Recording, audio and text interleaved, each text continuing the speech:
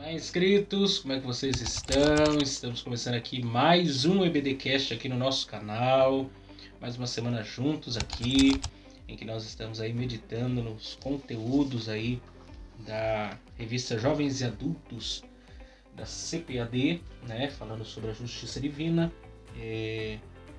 com base no livro do profeta Ezequiel. E temos aí também, na lição passada, tem aí na nossa playlist aí também, quando nós estávamos falando sobre os ataques à Igreja de Cristo, tem lá todos os podcasts sobre a revista do trimestre passado também, se vocês quiserem lá conferir alguma coisa. E eu quero que você já se inscreva aqui no canal. E só para dar um aviso aqui, você que é inscrito aí, se você não ativa o sininho aí, né, na parte da inscrição aí, você não vai receber as notificações aqui do nosso canal. Não basta você se inscrever, você tem que ativar o sininho aí para que tudo aquilo que a gente postar aqui, você receba aí no seu celular aí.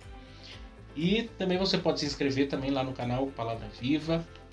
Temos lá também um conteúdo especial e todos os nossos conteúdos aí que vocês podem pesquisar aí também. E eu quero, antes de nós chamarmos a vinheta aí, para começar o nosso tema de hoje, eu quero indicar para vocês aqui esse livro aqui, O Deus que Destrói Sonhos, do Rodrigo Bibo. Ele tem um canal aqui no YouTube, o Bibotalk, e também tem um site, né? Eles também são uma plataforma lá de podcasts, mais de 10 anos lá produzindo vários conteúdos na área de teologia. E o Rodrigo Bibo, ele escreveu esse livro aqui, que eu acho muito interessante, muito pertinente aí para quem trabalha com discipulado, porque ele vem tratando aí, né, combatendo aí essa teologia da Xuxa, né? Tem até um capítulo aqui, o primeiro capítulo é a teologia da Xuxa. Por quê? Porque tem uma música da Xuxa do passado que diz: tudo que eu quiser, o cara lá de cima vai me dar. E tem pessoas que se baseiam nessa teologia aí, né? E aí ele combate aqui veementemente essas ideias. São títulos bem sugestivos, por exemplo, A Fábrica dos Sonhos, Crucificando os Sonhos, Os Sonhos de um Discípulo, Abrindo Mão de Meus Sonhos para Viver a Vontade de Deus, Senhor, qual a sua vontade para a minha vida? E a Oração que Destrói Sonhos. Então são vários temas sobre esse assunto, eu acho bem pertinente aí. Vocês aí, fica essa minha indicação para vocês. E tem também aí que eu adquiri também essa semana aí, o Gediel tá segurando aí. Esse aqui eu vou ler ainda, né? Eu já vou indicar sem ter lido.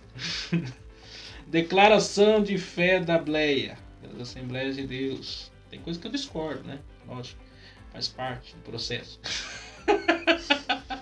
Mas, do mais, como toda a igreja tem a sua declaração, a sua confissão de fé, etc.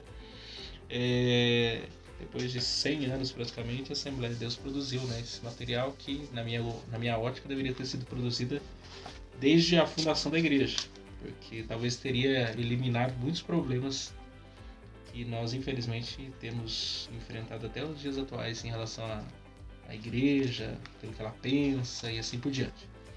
A maioria das igrejas segue dessa tradição. Quando começa já uma igreja, já vamos pensar o que nós cremos para começar daí o fundamento. O nosso caso foi mais orgânica a coisa, né? Levou um processo de quase 100 anos para sair um material desse. Mas, para todo obreiro aí, eu acho que é válido, professor de escola dominical aí, é válido ter um conteúdo desse aqui. Esse aqui eu também vou indicar, não li ainda, mas eu gosto muito do Brennan Manning, né? Tudo que ele escreve. Se você vê um livro de receita de bolo escrito Brennan Manning, pode comprar que vai dar certo, vai ser um bolo maravilhoso. Porque quando o autor é bom, até a receita de bolo ele é certo. Brennan Manning tem uma série de livros muito bom, que eu mais gosto é o Evangelho Maltrapilho, e entre outros. Tem um dele também que pende bastante pro discipulado, que é muito bom também. Só esqueci o nome dele agora. Mas vamos lá, vamos começar aí. Não, o Gediel, coitado. Veio o Atalaia trazendo a tocha de fogo ardente para falar hoje sobre quando se vai a glória de Deus. Vamos ver. Olha o tom, hein? Vamos rodar a vinheta aí na volta já. Com a... Você sabe que com esse tom você chama a atenção da amiga. Vamos rodar a vinheta aí na volta já.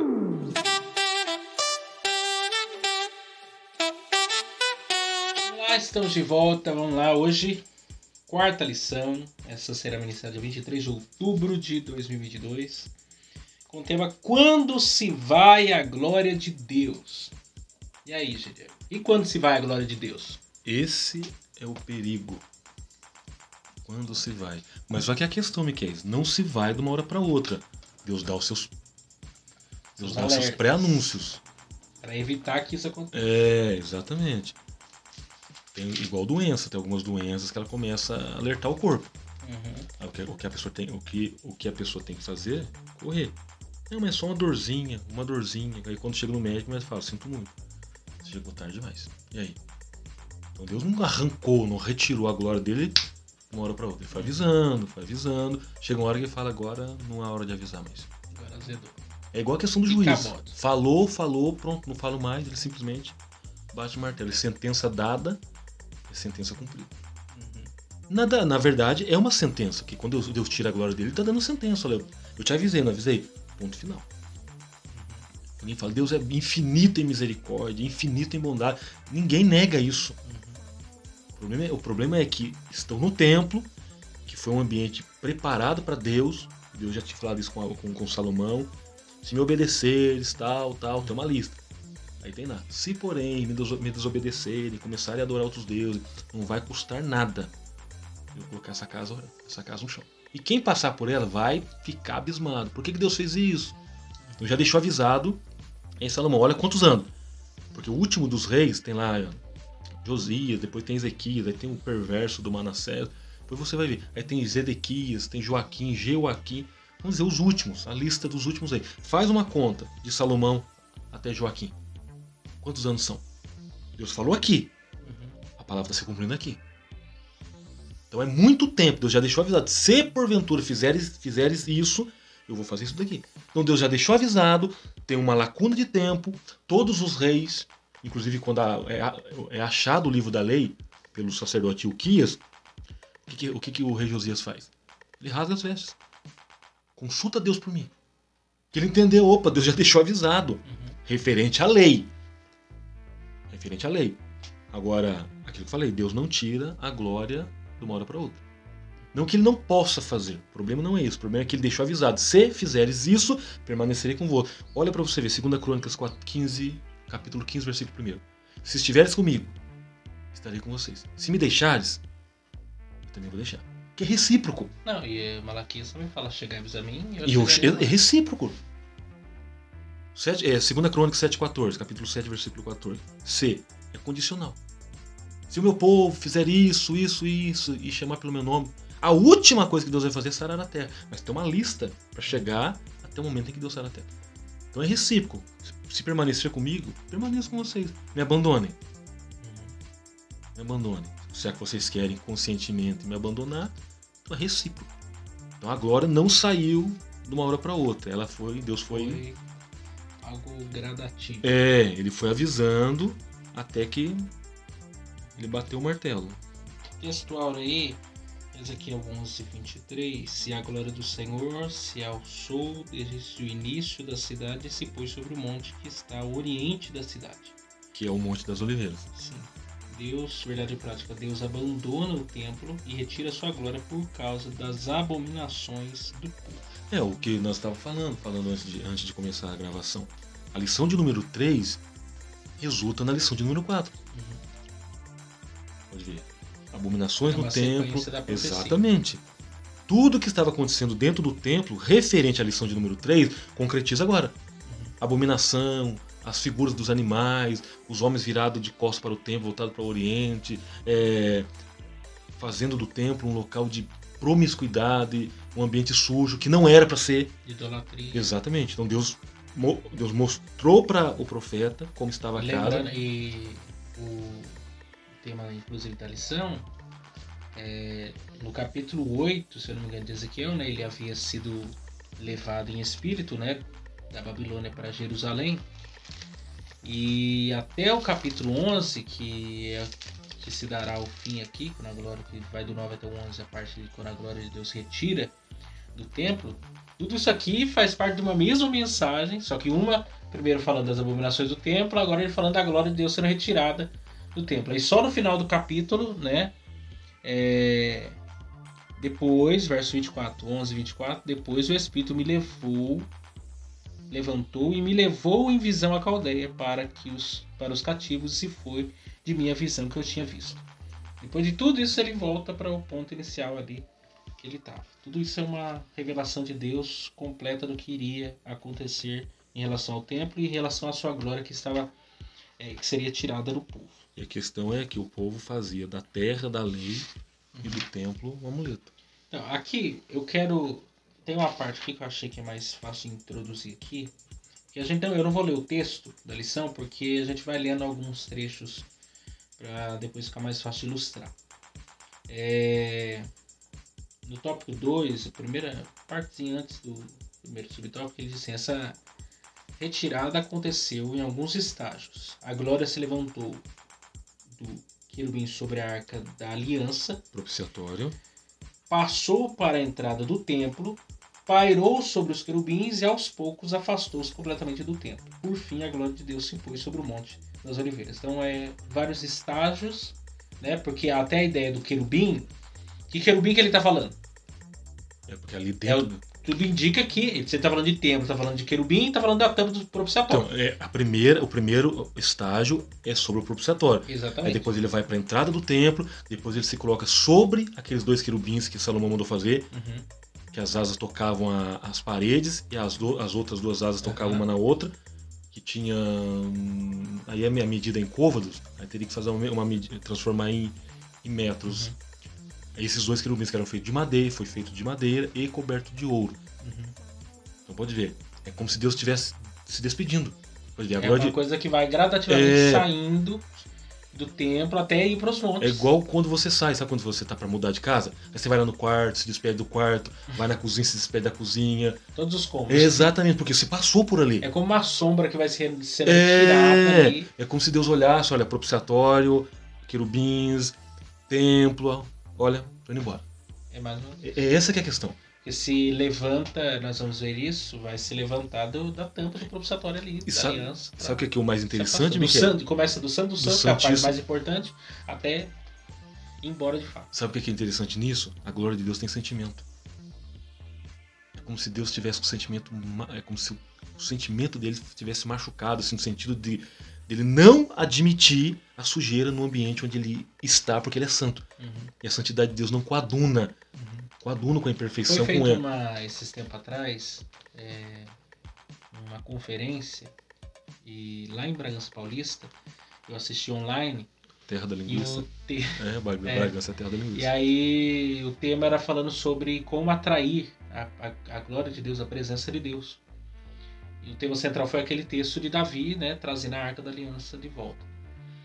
E lá, a gente sabe que na primeira vez ele fracassou terrivelmente lá, o Zá colocou a mão lá e morreu. Tudo bem, inocentemente tentando fazer o que era certo. Ali foi uma série de coisas erradas, porque tentaram atrair a presença de Deus, a Arca da Aliança, talvez até com a melhor das intenções, porém da maneira equivocada e errada. E Davi sabia que não era para ser levado sobre bois, sobre carros, era para ser levado no ombro. E precisava dos levitas, sacerdotes envolvidos nisso. Então, às vezes, a gente tem uma ideia sobre a glória de Deus, e às vezes a pessoa tem a motivação correta. Porém, a forma de executar a coisa é equivocada. E aí, aí nós podemos correr 2 riscos. Um, de não conseguir atrair a glória de Deus, e outra de fazer a glória que já está embora. É perigoso. E eu acho que o mais perigoso é quando a glória vai embora. Né? Porque a coisa que eu acho mais triste é essa, é quando você viveu um tempo em que a glória de Deus estava manifesta, e depois você vive uma outra geração, um outro tempo que a glória de Deus não está mais manifesta. Um exemplo, você pega o segundo livro, o segundo capítulo de Juízes, não lembro exatamente o versículo, se é o 9 ou é o 10. E surgiu uma geração após essa, que não conhecia o Senhor. A própria geração de Davi, ele traz a arca, ficou anos fora de Israel. E quando Davi traz de volta e tudo mais, começa-se uma nova etapa no povo de Deus. A questão da adoração modifica-se totalmente. Mas por quê? Porque uma geração inteira não sabia nem o que era culto. Sabia nem o que era adoração a Deus. E acontece isso, infelizmente, né? Infelizmente, vivemos essa... A própria história mostra isso, né? Os períodos dos grandes avivamentos, antes foi precedido por um esfriamento espiritual total. que os pastores pregavam nos púlpitos e iam para os bares depois encher a cara. É aquilo que fala, a glória de Deus ela é uma glória com sentimento. Porque a glória de Deus em si, ela pertence a uma pessoa. A glória não é uma coisa abstrata que não, assim, ela apareceu do nada e vai embora do nada. É ligado a uma pessoa. Logo, se nós entendemos que Deus é uma pessoa, ele tem sentimentos, e a própria Bíblia é bem clara dizer referente à pessoa do Espírito Santo que é uma pessoa, que é um Deus em si, não entristeçais. Então tem sentimento. Então quando Deus se manifesta, a glória dele é sentida. As pessoas sentem Deus, então tem uma reação sentimental no indivíduo. Agora, nesse caso, a glória está indo embora porque as pessoas que estão ali não querem mais. A presença de Deus, vamos dizer, já enfadou. Vamos viver outro contexto. Você pega 1 Reis, 2 Reis, 1 Crônicas e 2 Crônicas. E fez o que era reto aos olhos do Senhor. E andou nos caminhos de Davi, seu pai. E fez o que era reto aos olhos do Senhor. E fez o que era mau aos olhos do Senhor. E construiu altares e fez o que era isso, provocando a ira de Deus. Eles estavam conscientes disso. Que não era para ser feito, que Deus já tinha decretado. Agora, se a glória de Deus ela tem sentimento, eu preciso respeitar essa questão. Aí você pode ver, propiciatório, santíssimo lugar, porta do templo. Então depois ela volta. Porque ficava assim, ficava o santíssimo lugar, o altar do incenso, já no templo. Aí tinha o querubim, que é aquelas 2 estátuas, que não deixam de ser 2 estátuas, que eram cobertas de ouro. A entrada do templo, depois o monte. Então ela sai do propiciatório, santíssimo lugar, vai para a entrada do templo. Depois está sobre o querubim. Você pode ver despedida. Depois sai dali e vai para o monte. É como se a glória de Deus estivesse lá no monte, olhando para o templo, se despedindo. Olha, eu estive aí.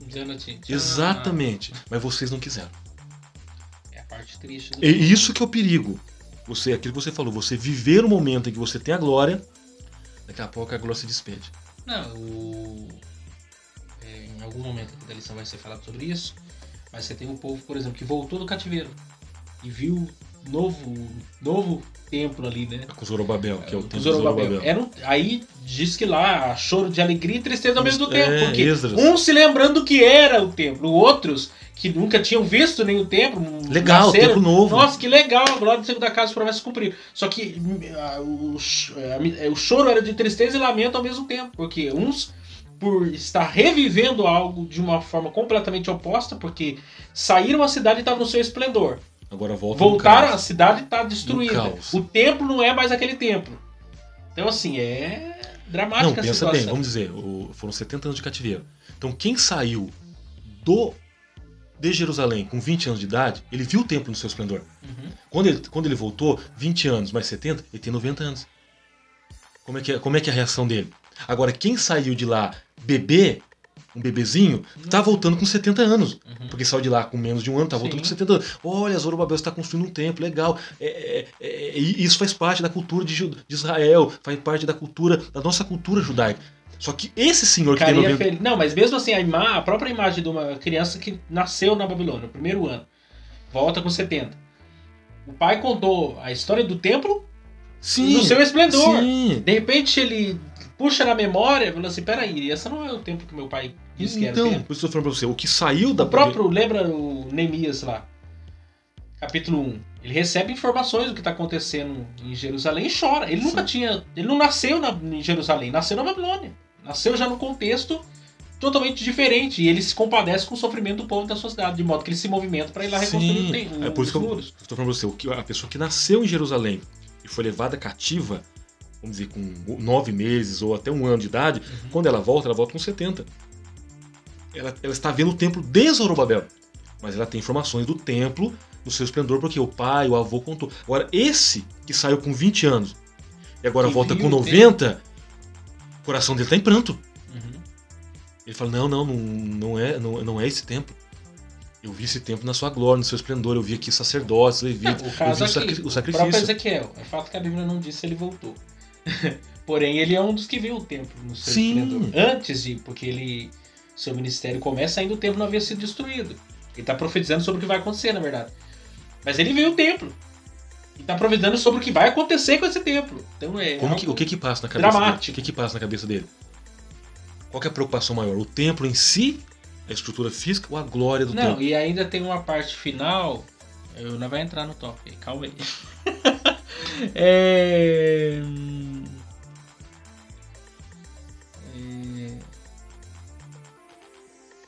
Portanto, acho que é esse texto aqui. Portanto, assim diz o Senhor. Ezequiel 11:16. Ainda que os lançais para longe entre as nações, e ainda que os espalhai pela terra, todavia lhes servirei de santuário por um pouco de tempo nas terras por aonde forem. O templo seria destruído, porque aqui vai ser falado sobre o remanescente. Mas aonde vocês estiverem, lá onde vocês estiverem, vocês me cultuarão, me servirão, me adorarão. Que na verdade depois ele vai profetizar lá na frente, né? Que daria um coração, tirará o coração de pedra daria de carne, que é uma profecia já apontando para o Novo Testamento. E onde nasce a sinagoga? No cativeiro. A sinagoga nasce na Babilônia. Eu não posso estar no templo, eu preciso me reunir, eu preciso estudar a lei. Então a sinagoga é um ponto positivo, sim.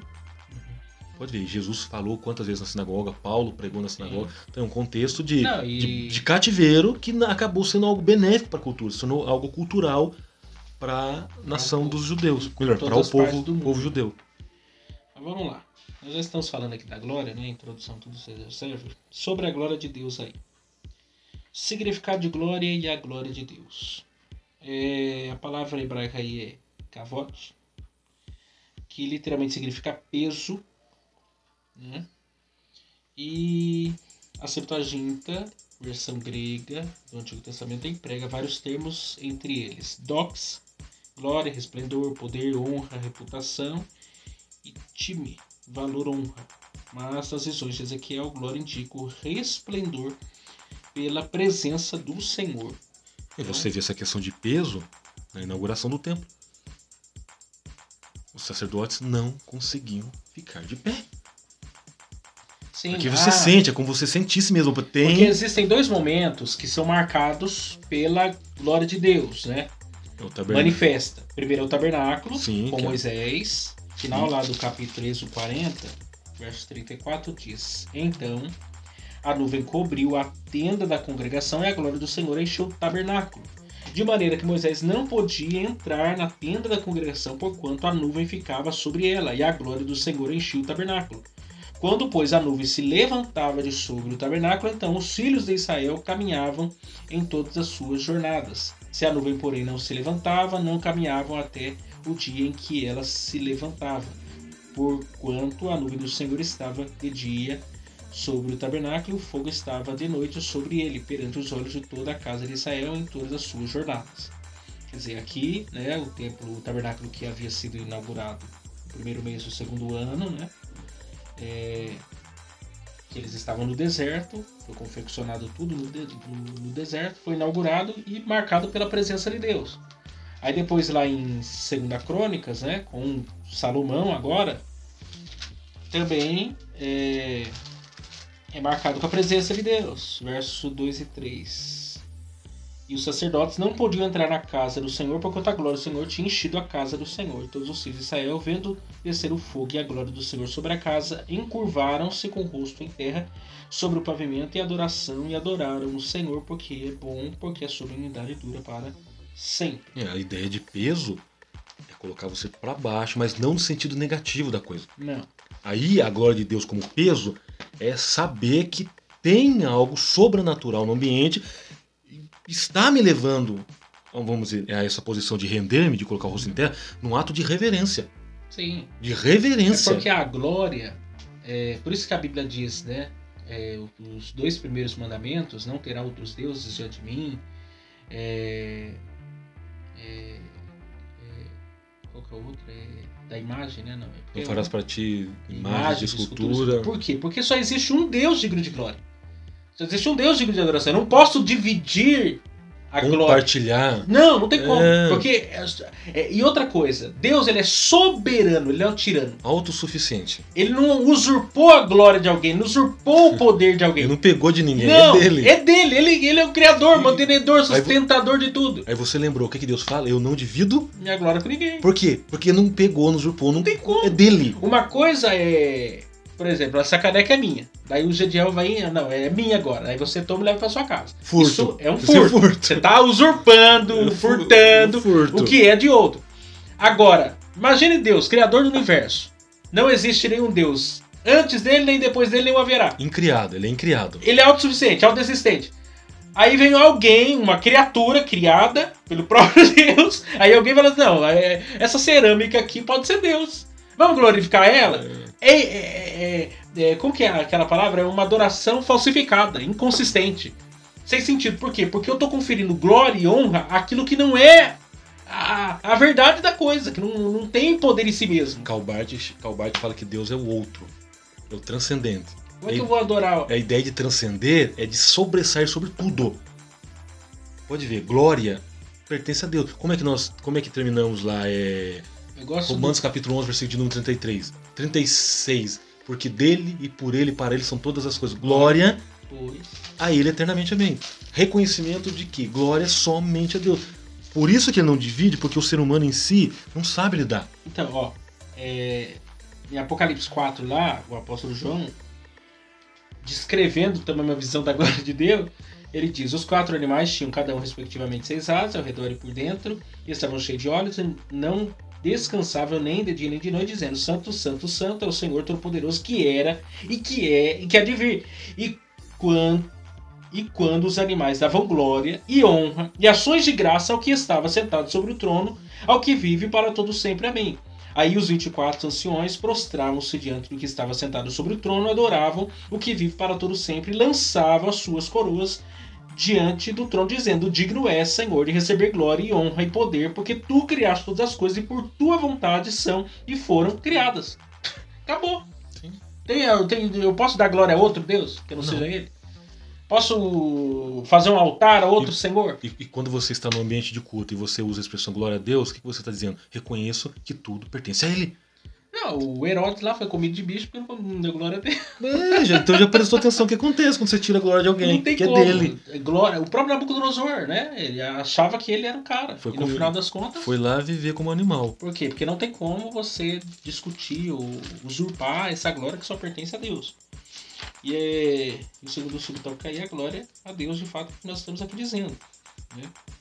E a questão da glória, ela é centralizada. Ela nunca vai ser dividida, ela sempre é centralizada. E tem até uma expressão aqui que é interessante, que eu gostei que ele colocou isso aqui. A questão da Shekinah, que é a palavra que a gente muito utiliza. Mas que não é uma palavra bíblica em si. Você não vai encontrar essa palavra no texto sagrado. É uma palavra que você tira lá do Talmud, né? Que é uma literatura lá, religiosa lá, foi desenvolvida depois de Cristo, né? Os pensamentos dos rabinos lá, etc. E aí essa palavra ficou muito famosa. Né? Deus, manda a sua Shekinah, manda a sua Shekinah. Que significa aí morada em, né? Ou presença de Deus. Não deixa de ter o sentido, mas é que essa palavra em si, ela não está na Bíblia em si. Às vezes é só para tomar um cuidado e falar assim, a Shekinah, porque... Deus vai mandar a sua Shekinah. Deus já não se faz presente. Tem até hino com essa música. Porque a questão, se tem... sua Shekinah. Porque se tem 2 ou 3 reunidos, Deus se faz presente. Então agora Ele está presente com ele. Por que eu vou pedir uma coisa que eu já sei que já está presente? É a mesma coisa. Eu falo que eu já ouvi. Eu ouvi isso. Eu estava no culto quando foram ministrar o louvor e alguém lá, não sei se inocentemente ou conscientemente, usou a expressão manda outro espírito. Nos manda outro espírito. Eu fico pensando, mas o Espírito Santo já está presente. Qual que é a finalidade de pedir outro? Parece que o espírito atuante é insuficiente e não está tendo capacidade de fazer. Então Deus manda outro? Não. Então tem expressões que são ditas que você ouve, percebe, ouve e já diz, não tem sentido. Agora, estar no culto, sabendo que Deus está presente, porque está havendo um quebrantamento, você percebe que os louvores estão mexendo, que a presença de Deus ela tem que mexer comigo. Eu tenho que sentir, o meu corpo tem que reagir à presença de Deus. Agora, Deus está presente, aí é aquela questão, é igual missa de corpo presente e alma ausente. O corpo está presente, o camarada está 1000 anos luz, aí quando dá o amém, ele volta no corpo. Amém. Voltou agora. E eu acho interessante isso porque nós temos uma percepção... a presença manifesta de Deus... Uma coisa é Deus ser onipresente, outra coisa é a presença manifesta de Deus. Porque Deus é onipresente, está em todos os lugares. Ele transborda a sua criação, ponto final. Agora, a presença manifesta, que é essa glória de Deus, de fato, é um ambiente preparado de adoração, de louvor, de reconhecimento da glória de Deus, é diferenciado. É o caso de Moisés na sarça. Uma sarça que pega fogo e nos consome. Isso é a glória de Deus. Então a glória estava presente ali. Porque fisicamente é impossível. Como que uma árvore pega fogo e não se consome? O mar vermelho se abrindo, não tem glória de Deus ali? Glória de Deus. Então, o maná, a nuvem de então, dia, quando tem alguém que fogo à noite. Então quando tem alguém que entra coxo e sai andando, eu tenho que dizer que a glória de Deus esteve ali. Porque houve algo sobrenatural. Se a glória de Deus ela gera uma reação no meu corpo, porque cada ser humano reage, cada indivíduo no culto reage de forma diferente, uns choram, outros sentam, outros levantam, outros batem palma. Eu tenho que entender que é a reação dele. Eu não posso eu não sou juiz para dizer, não, Miquel, você não pode levantar a mão direita, você só pode levantar a mão esquerda. É a minha reação. Eu estou reagindo daquele jeito. Mas basta ler os salmos. Tudo que tem fôlego, louve ao Senhor. Sim. Tem salmos que diz, os montes batam palmas. As estrelas emitem som. Porque o universo emite som. Tem uma única finalidade, a glória de Deus. O louvor é Deus. E essa consciência, se nós tivéssemos, penso eu, essa consciência da glória de Deus no sentido de adoração, nós viveríamos muito mais em paz. Por exemplo, um cara ansioso. Aí você faz uma oração de adoração, de reconhecimento da glória de Deus. Aí você ora lá, Senhor, tu és maravilhoso. De petição, hein? Não vai colocar petição aí, senão... de adoração. Não, sim, você entendeu. Senhor, tu és um Deus maravilhoso, soberano, grandioso, eterno, poderoso, digno de honra, de glória, de louvor, Criador do céu, da terra. Você vai falando todos os atributos que glorificam o nome dele. No final da oração você fala amém.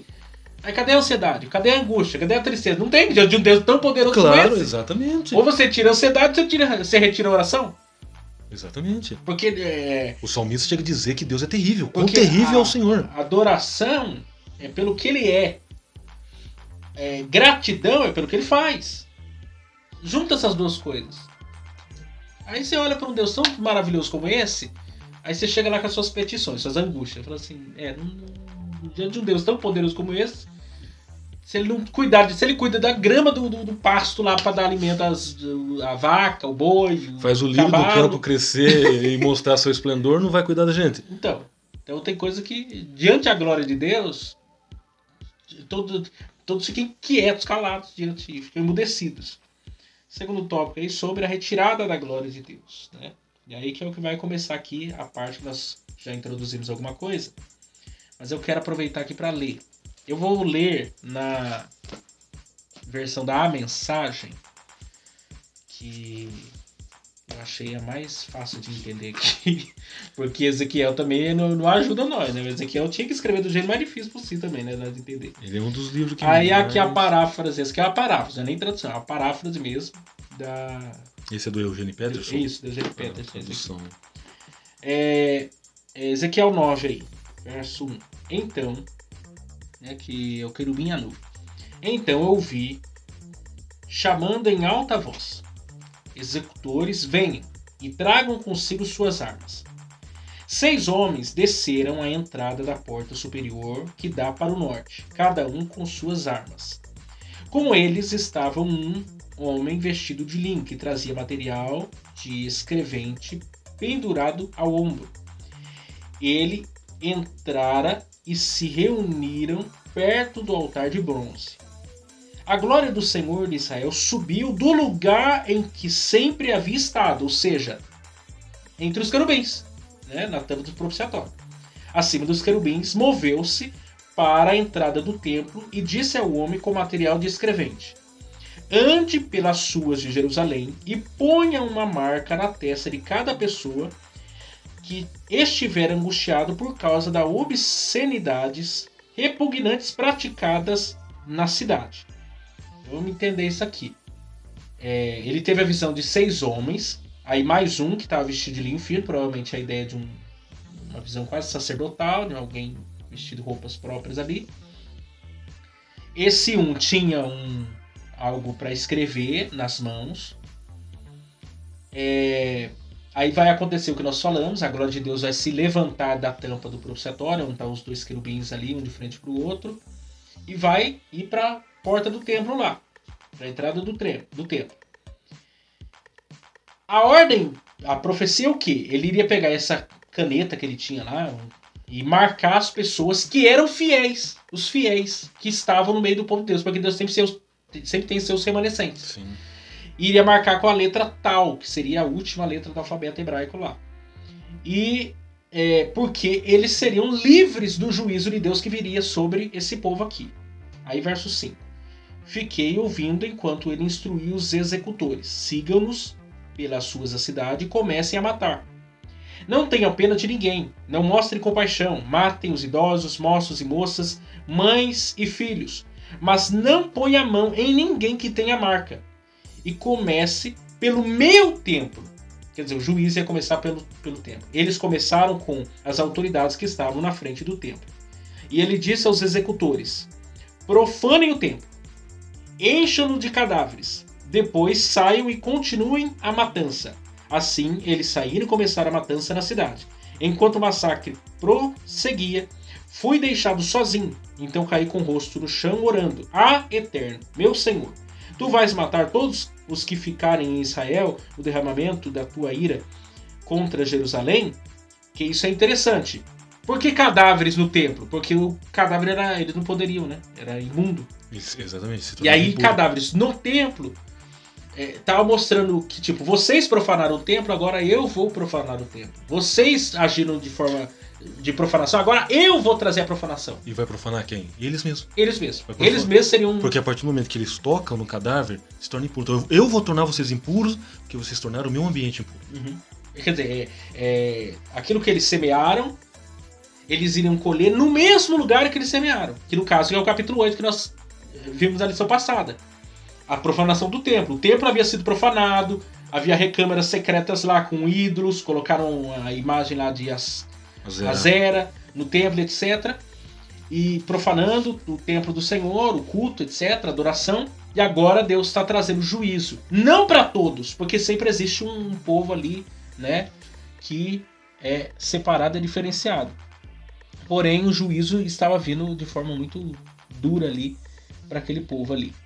E outra coisa que a gente observa também é a questão que pessoas de todas as idades, idosos, crianças, o juízo de Deus havia chegado para todo mundo ali. E aquilo que a gente comentou também na última lição. As pessoas, nesse contexto que nós estamos vivendo da pós-modernidade, as pessoas não conseguem enxergar um Deus justo, que aplica a sua justiça conforme a sua palavra. Quer dizer, na concepção desse mundo moderno, você pode fazer o que você quiser que não tem punição. Não tem justiça. Aí alguns pregam uma justiça sem misericórdia, outros pregam uma misericórdia sem justiça. Ficamos esse pêndulo. É pedir para um passarinho voar só com uma asa. Tem que haver esse equilíbrio, porque o Deus que nós servimos, ele não pode tolerar o pecado, ele simplesmente não pode aceitar o que está acontecendo. E Deus havia alertado esse povo todo, né, durante todo o Antigo Testamento praticamente, até chegar esse momento caótico que foi o cativeiro da Babilônia. Mesmo assim o povo não quis se arrepender. Então, como o próprio Deus disse para Abraão lá atrás, profetizando, né, que a medida da iniquidade chegaria do povo que estava habitando na época lá, nos 7 povos que habitavam Canaã. Mas chegaria o tempo, chegaria o momento que a taça da ira transbordaria, as coisas chegariam e Deus traria juízo. É mais ou menos o que está acontecendo aqui com esse povo. A medida da iniquidade já tinha extrapolado, não tinha mais o que se fazer. E Deus ele corrige disciplina não para matar, porque ele não tem propósitos. Ele faz isso porque ele tem o propósito de restaurar. Porque ainda lá no final do capítulo 11, se não enganado, ele também vai falar sobre a restauração. Mesmo meio a disciplina, porque ficaria, né, o remanescente fiel, desse remanescente fiel, Deus restauraria a nação. Sempre existe um povo no meio do povo que ele está cuidando, zelando. Tem sempre uma luz acesa nesse povo. E aí nós temos a retirada.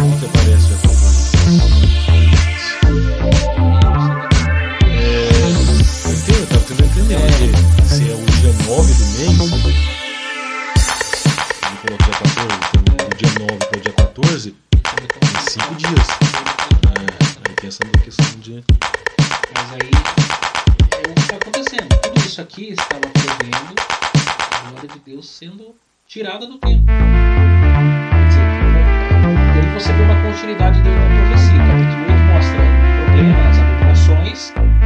E aí você chega aqui, Deus diante as abominações toma uma outra providência, uma outra decisão, que é o quê?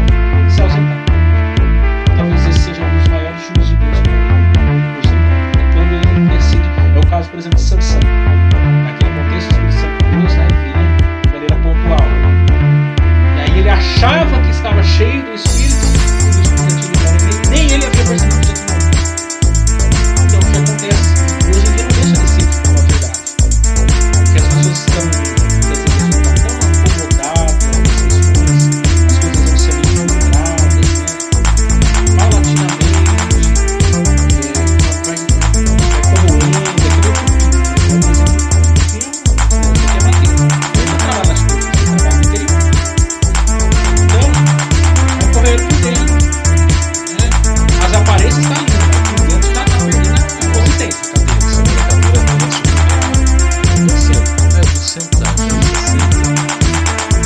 Perder a integridade, perder a consistência, quando tem a parede.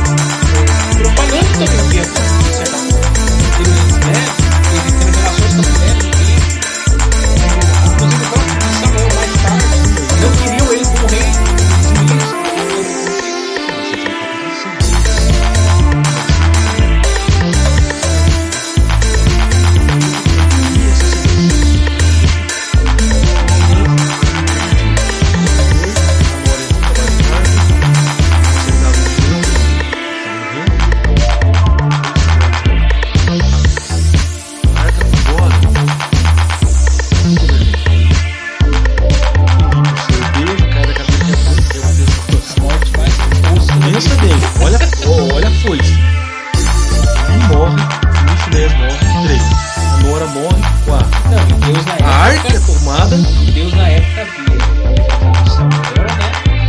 Pra Samuel profetizar pra Eli, porque nem Eli estava ouvindo mais a voz de Deus. Nem Eli ouvia mais a voz de Deus. Sim. É interessante isso. Não tem velhos na sua. Tem um personagem lá, eu esqueci o nome dele, que veio uma palavra sobre a casa de Eli. Sim. Que ficaria sem ministrar o sacrifício, etc e tal. Quando que vai haver uma restauração dessa família? Com Jeremias. Porque Jeremias era da mesma descendência da família de Eli. Deus usou ele de misericórdia. Sim. Lá no futuro, a glória de Deus volta para aquela descendência, para aquele povo ali. Mas olha quanto tempo passou até Jeremias se levantar. Tempo? São anos e anos. Porque eles vão ficar em Anatote, se eu não me engano. Eles vão ser colocados numa cidadezinha lá, pequena lá, e vão ficar lá. Porque um dos que vai ser desses da linhagem lá, vai servir na época de Salomão. E aí Salomão que vai expulsar ele, que vai executar o juízo de Deus, que foi determinado lá atrás. E só vai voltar a coisa acontecer no período de Jeremias, que Jeremias era do... Porque Salomão quem diz pode pegar suas coisas e sumir daqui. Você não exerce mais o sacerdote aqui. Então, pra você ver como é que Deus ele aplica juízo. A glória de Deus ela vai embora. Deus ele é misericordioso? Deus ele é misericordioso. Mas não significa que ele é passivo, ele vai aceitar isso o tempo todo sem fazer nada. Sabe o que a gente pode tomar como lição, Miquel?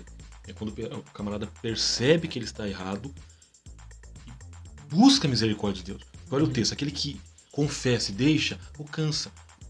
E Deus é um camarada, vamos usar o termo com todo respeito, a palavra camarada não denigra a imagem de Deus, que ele fica trazendo a memória. Se Deus já lançou no mar, se Deus já apagou, se Deus já perdoou, Deus fica puxando a memória. Um pecado que foi confessado, um pecado que houve quebrantamento, Deus olhou de fato, ele está arrependido e não vai fazer mais. Você tocou num ponto muito essencial. Deus ele é onisciente, Deus perde a memória?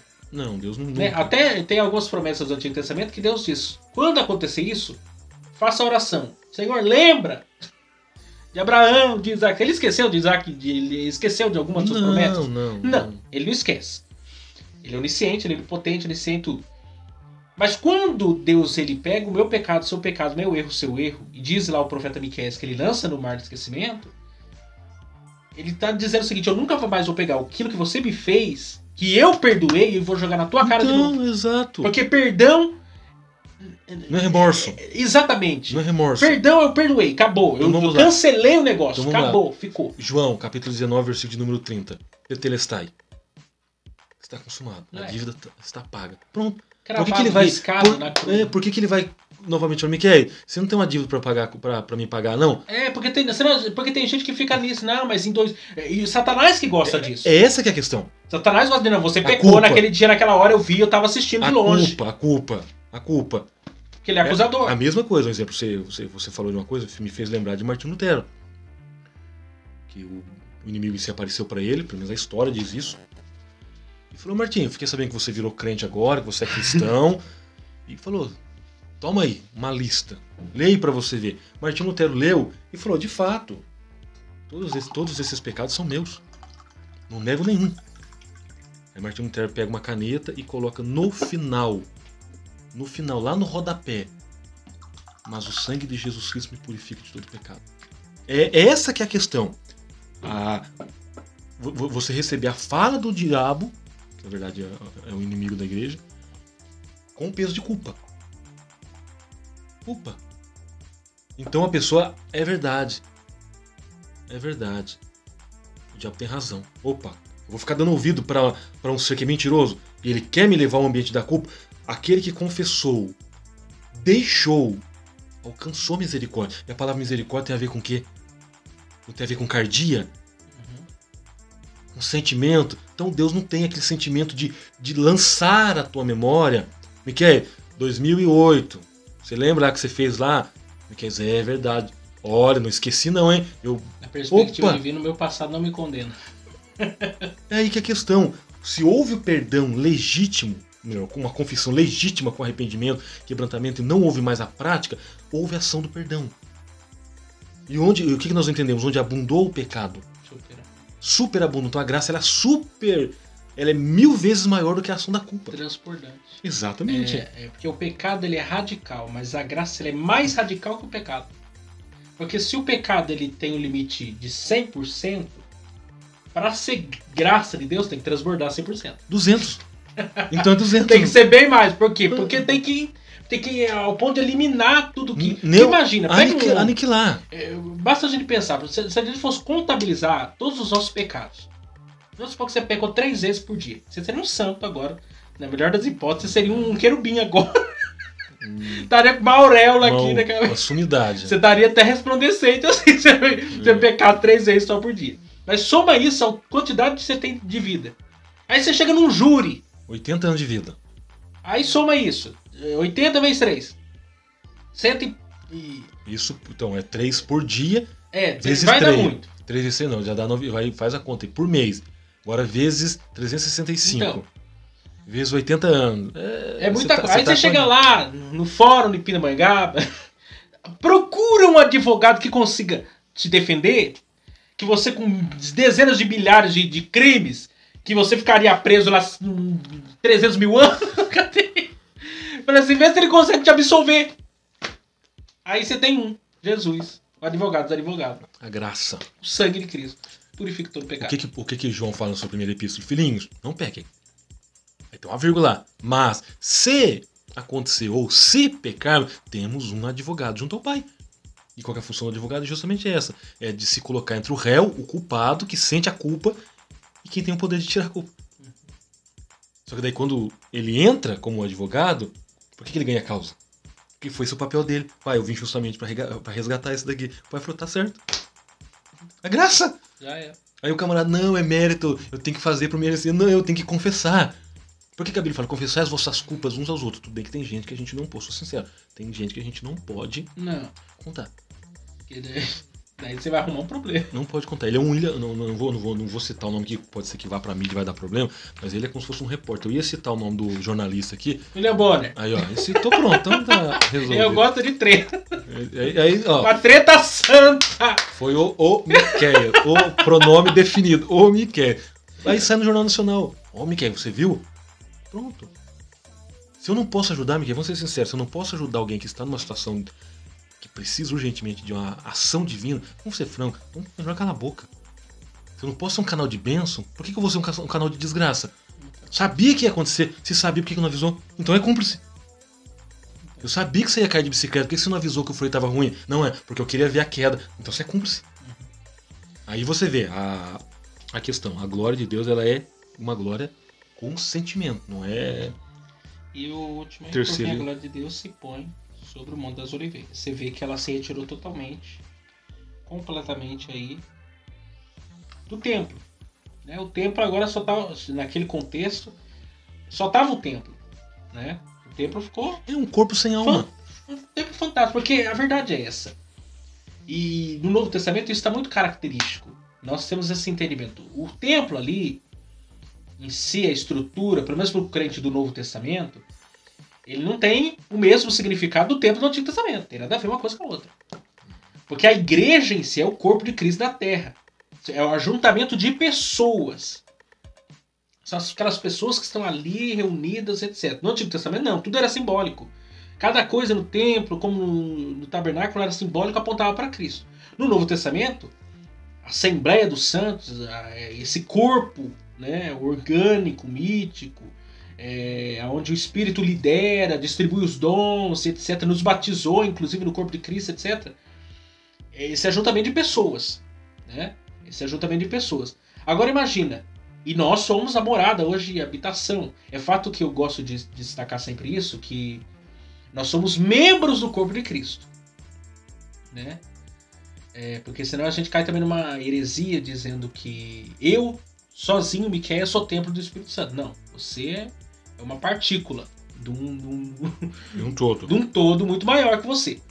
Então, para ser, de fato, nós sermos o templo, a igreja é o templo, é o corpo de Cristo, nós como um todo. Então, nós somos isso em comunidade, em unidade. Aí imagina, nós estamos lá em unidade e comunidade. A glória de Deus foi embora. O que vai sobrar de nós? Sendo que a promessa do Novo Testamento é que o Espírito foi derramado sobre toda a carne. Eu uso a fala de Paulo, miserável homem que eu sou. Porque nós não estamos na mesma realidade do Antigo Testamento. Não, agora o Espírito foi derramado sobre toda a carne. Não tem um crente que não tenha o Espírito Santo. Tem que ter. E a promessa de Romanos 8 lá, nós temos as primícias do Espírito, a 10ª parte. Já temos, já provamos, já sentimos. E aí? Se eu não tenho o Espírito Santo, quem que gera o fruto do Espírito? Você mesmo? Os dons espirituais, da santificação. Se você acha que a carne vai querer gerar o fruto do Espírito, se eu não tenho o Espírito, não vai gerar nunca. Então eu preciso ter a glória de Deus em mim. A glória de Deus, por exemplo, o Espírito Santo é o quê? É Deus. Ele é pessoa, ele tem personalidade, ele tem sentimento, ele tem desejo, ele é Deus, ele está na mesma essência do Pai e do Filho. Então a glória de Deus está onde? Está em mim. O Espírito Santo mora onde? Em mim. E eu preciso... E aí como é que nós atraímos a presença do Espírito Santo? Tem que ter intimidade com o Espírito Santo. É uma pessoa.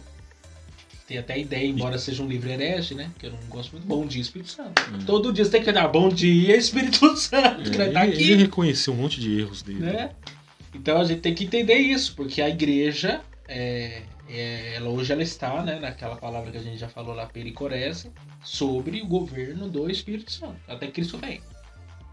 E aí, se o Espírito Santo de Deus não estiver mais no nosso meio, como algumas denominações, igrejas já querem tirar o Espírito Santo, querem colocar numa salinha, querem colocar para fora da igreja. Aí vem a questão, como que a igreja se mantém igreja sem o Espírito? Como que a igreja se mantém uma igreja assídua, operante, evangelizadora, carismática, empática, no sentido disso, cheio de compaixão se não tem o Espírito Santo?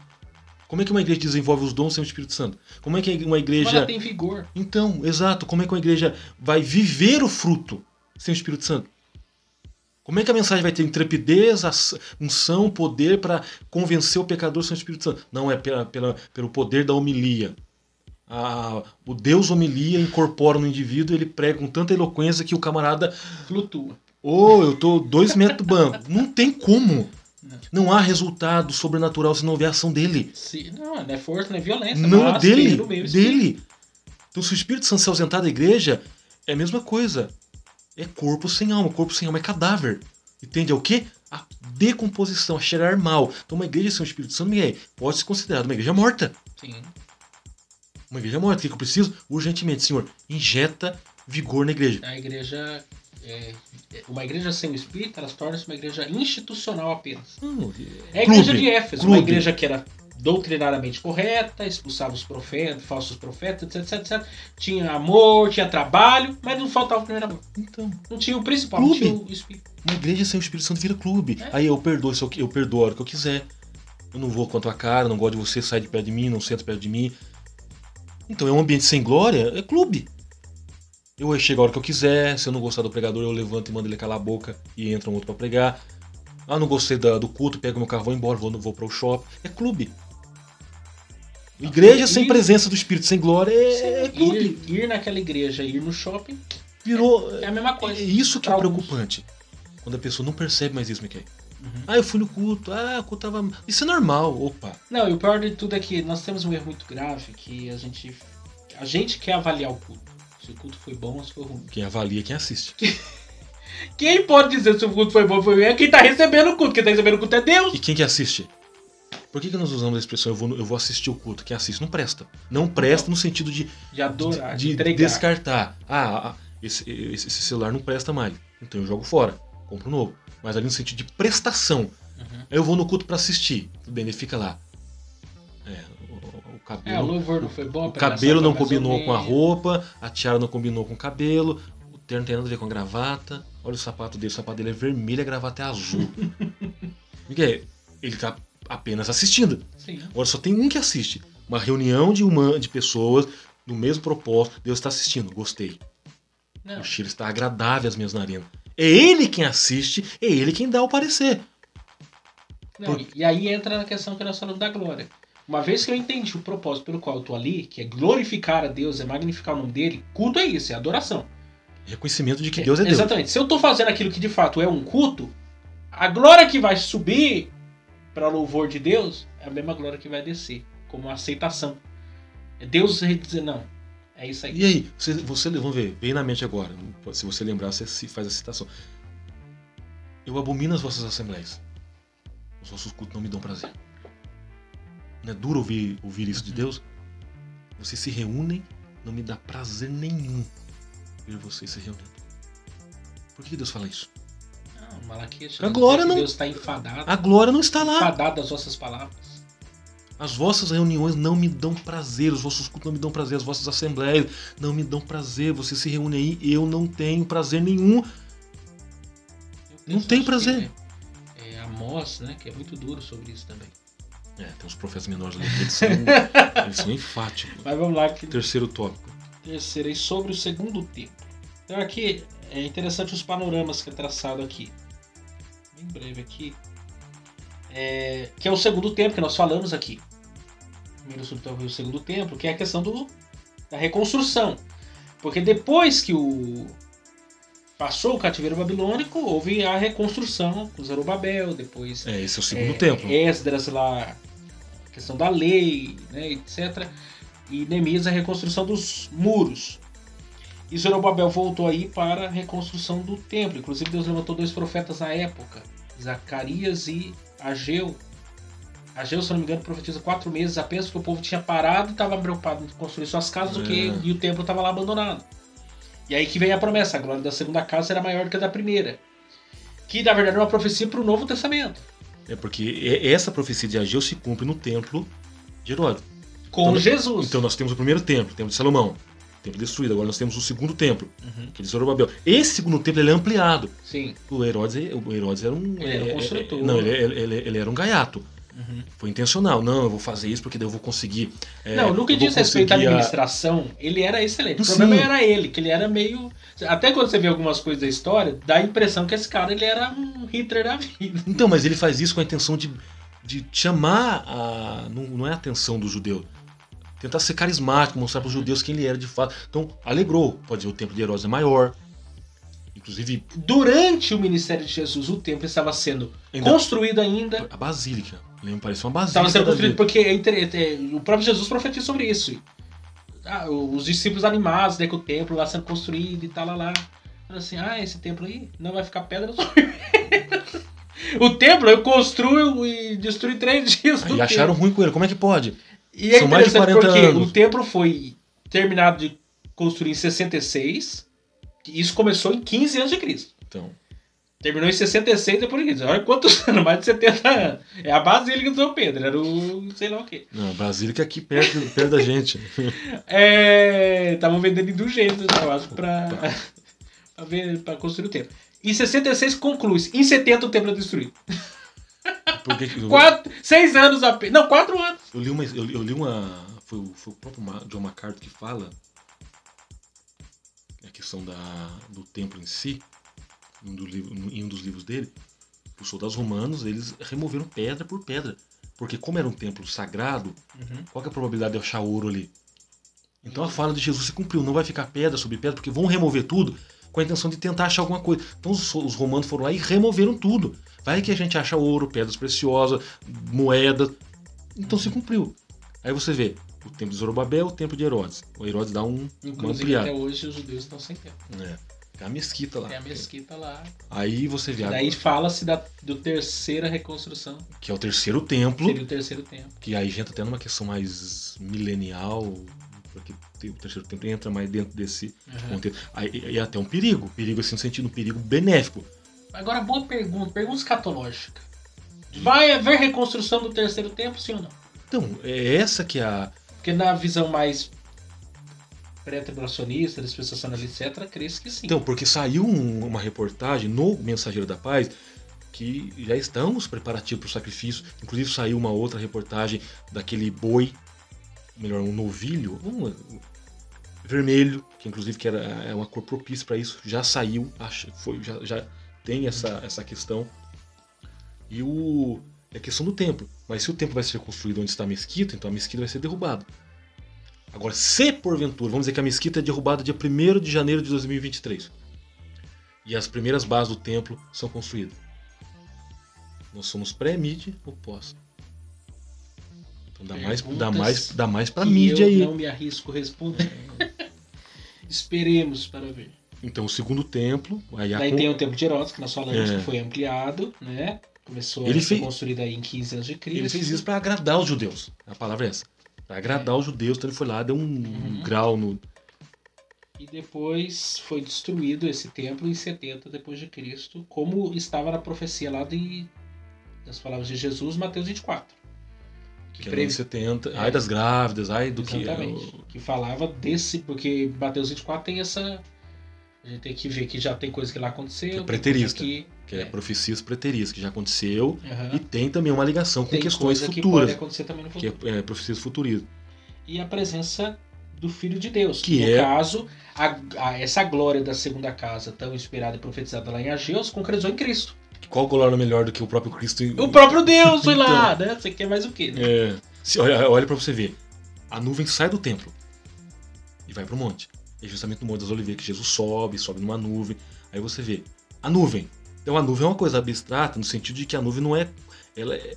É que a nuvem no contexto judaico simboliza a presença de Deus por causa do deserto, né? Mas eu falo assim, a nuvem em si ela não é concreta. Concreta no sentido de você pegar... Se a gente fosse olhar pela lógica, a nuvem, se você pegar a nuvem hoje, você consegue atravessar pela nuvem, ela não é concreta. Mas agora não. O próprio Deus encarnado está no templo. Aí você vê como que a profecia de Ageu... Olha, vocês estão achando que esse templo de Zorobabel... Ele poderia até dizer, olha, vai haver porventura um novo templo por um grande monarca, fazendo menção a Herodes. Não escreveu, mas vamos dizer se ele escrevia. Mas ele fala assim, porém, o que vai exaltar esse templo não é quem vai construir, quem vai estar nele. E você vê a própria presença de Cristo. E aí, o quarto aqui sobre o Senhor Jesus e o templo. A explicação teológica de Jesus, eis aqui quem é maior do que Salomão, o construtor do templo. E ele declarou-se maior do que o templo. Está aqui quem é maior do que o templo. Porque Jesus... Porque tudo também apontava, né? O tabernáculo, todas as coisas lá, apontavam para Cristo. Essa é uma lição da escola dominical sobre isso. Os tudo, utensílios, as vigas. Tudo sempre apontava para Jesus. Tipologia. Exatamente. Então, fica provado que o templo, comparado a Cristo, quem que é maior? O Cristo. É Cristo. Como ele era maior do que os anjos, maior do que a descendência lá de sacerdócio Arão, e toda a supremacia de Cristo em vários aspectos. É a fala, Miquel. O que nós podemos usar aqui? Nós podemos usar apenas uma palavra para resumir aqui. Transcendente. Transcende a tudo. Transcende ao templo, na sua beleza, no seu esplendor, porque ele é a glória. Então a glória, ele sendo a glória, que a glória preenche. Se a glória preenche, ela transcende. Exatamente. E o fim do templo, que nós falamos, que não ficara pedra sobre pedra, que foi o que aconteceu no ano 70. E a presença de Deus hoje. Quando Jesus, no alto da cruz, com grande voz, entregou o Espírito, o véu do templo se rasgou em dois, de alto a baixo.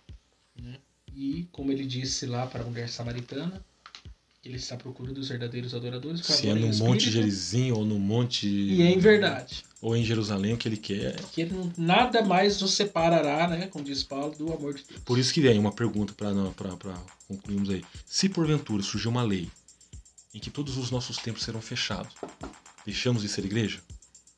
Eu deixo de ter fé? Porque nossos irmãos chineses, muitos deles, pegam barcos e vão para uma distância longa da margem para prestar culto a Deus. Na Coreia do Norte também existem países do mundo que tem igreja evangélica lá, tem povo de Deus lá, mas não tem templo. E aí? Como a igreja cristã, até o 3º século não tinha também. Então, e aí? Adorava nas catatumbas. É um livro bom para ler, as catatumbas de Roma. Esgotos de Roma. Então eu deixo de ser igreja? Ah, mas o meu ponto de referência fica na rua Afonso da Silva, número 28. Lá era o templo. Então você passa lá, tem uma faixa, um decreto da lei, um adesivo e uma placa da justiça. Esse templo está fechado por tempo indeterminado. Ah, meu irmão, eu me desviei da fé porque eu não tenho mais o templo. Então nunca foi templo. Porque a Bíblia fala que nós somos o templo do Espírito. Então onde eu estou, eu sou igreja. Eu sou igreja não no sentido egocêntrico. Eu sou igreja porque eu estou ligado ao corpo. Se você for lá vamos dizer, você vai lá numa cidade que não tem uma igreja evangélica. Você chega lá, você é igreja. O que você é? Não, sou cristão. Olha, aqui nunca passou um cristão. Você é seguidor de Jesus? Oh, nunca passou ninguém por aqui. Você é igreja. Então a igreja em si, nós até usamos o termo, eu vou à minha igreja tal. Igreja tal lá na placa. Na verdade, não. Eu vou ao templo. A igreja se reúne no templo. Aí vem, se porventura fechar, a gente deixa de ser igreja? A gente deixa de ter a glória de Deus? Ao contrário. Se você se reunir no meio do mato, debaixo de uma mangueira. Eu penso que a igreja vai viver nos últimos dias seu melhor tempo quando as igrejas forem fechadas. Porque às vezes existe... Outro dia eu ouvi isso e é uma realidade. Às vezes a gente tem que tomar cuidado com aquilo que a gente fala, porque às vezes falamos coisas que não vivemos. E muitos estão falando existe um medo, existe uma tensão, mas muitos não estão valorizando enquanto as coisas estão boas. Então... Aí a pessoa quer valorizar quando a coisa chegar nos finalmente. Pode acontecer que o Brasil se torne uma Venezuela? Pode, é uma possibilidade. Né? Seja à direita ou à esquerda, porque disse ditadura de ambos os lados. Mas a questão é, nós estamos prontos a ser cristãos apesar de qualquer coisa que aconteça? Então, apesar das circunstâncias, continuaremos como cristãos. Se o comunismo se instalar no Brasil, você vai deixar de ser cristão por causa disso? Porque o Billy Graham, antes de morrer, ele falou que Deus usaria o Brasil como socorro para as nações. Sim, isso é uma profecia que então, assim, muitos têm abraçado. Então, a questão... Porque o Brasil é o celeiro do mundo. Enquanto as demais nações estão murchando no que dizem, o Brasil está ascendendo. É fato que está ascendendo não tanto de uma solidez como a gente gostaria, mas está. Existem os remanescentes, né, no meio do seu povo. Como é que eu entendo a fala de Paulo em Filipenses? Paulo está preso, aí chegam para Paulo e dizem, Paulo, estão pregando, tal, fazendo isso, aquilo. Paulo falou, que importa? Contanto que Cristo seja anunciado, seja por porfia, seja por vanglória, que anunciem a Cristo. Parece que Paulo desabafa. Fala, meu irmão, para mim não interessa. Estão falando de Jesus? Falam de Jesus? Proclamam Jesus? Ah, Paulo, mas é por meio de porfia. Falam de Jesus? Mas é por meio de vanglória. Desde que Cristo seja anunciado, que seja por porfia e por vanglória. Anuncie Cristo. Então tem os meios. Pode ver, tem igrejas que são mais sérias, tem igrejas que hoje a gente vê muita comunidade. Essa teologia do coach aí tá crescendo muito, tá bombardeando a cabeça de muito crente aí. Tem crente que já virou crente coachiano. Crente coachiano. E crente coachiano crente coachiano é um perigo. O evangelho para ele, não. O evangelho é mais light. Você vê, é perigoso. Se surgir uma perseguição, como é que fica a minha fé? Não, vai passar a peneira. E como é que surge um avivamento? A própria pandemia já foi, né? Querendo ou não, a peneira. Quantos não voltaram mais? Não voltaram, talvez nunca vão voltar. E aí? E talvez não devam voltar mesmo. Então foi um desafio, justamente, foi um desafio de fé. Veio, porque na verdade, a prova. É o que João fala, se eram de nós... Não sairiam. Não sairiam. Se saiu, porque não era. Se saíram, porque não era. Gente, vamos encerrar aqui. Vocês aí vão dar aula aí. Tenha sido útil aí pra vocês. Semana que vem, contra os falsos profetas. Isso aí vai ser... Contra os falsos profetas. Aí vai começar a esquentar. Depois vai falar dos falsos pastores. Aí eu gosto. Eu gosto de uma treta. Treta fervorosa. Dessas tretas eu gosto.